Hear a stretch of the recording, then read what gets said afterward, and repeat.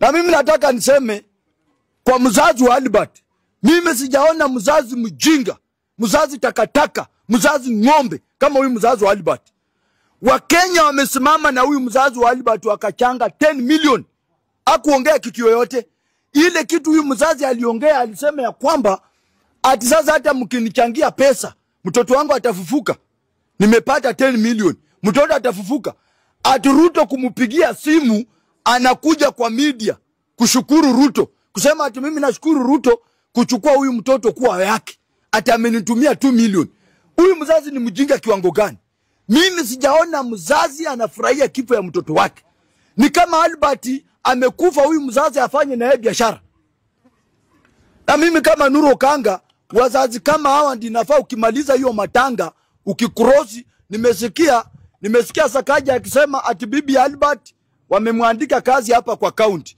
Albert amekuwa amesoma. Walimu wameandikwa. Albert alikuwa anafanya UT. Hakuna mtu alikuwa anashughulika na yeye. Kama serikali kweli ilikuwa inatambua Albert, kwa nini aingemwandika kazi akiwa hai? Ati sasa amekufa, bibi yake Sakaja amechukua ameweka kazi. Kule Homa Bay, ati wamenunua rental yenye huyo mzazi atakuwa anapata pesa kila mwisho mwezi. Yani Kenya unakufa ndio wazazi wako wafaidike.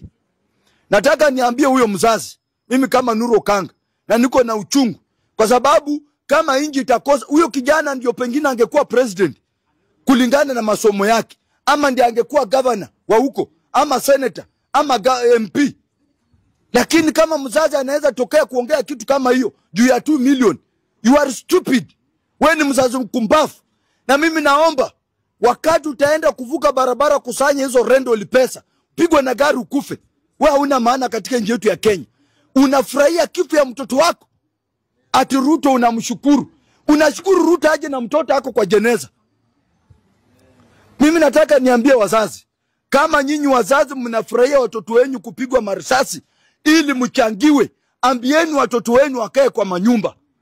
Mimi naambianga mama yangu, nikikufa awache nikufe. Mambo ya kubemelezana na watu hawachani nayo. Kwa sababu hii Kenya si ya watu individual.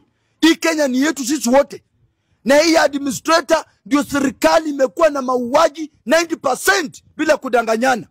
Hii serikali sio serikali. Hii ni kichinjio.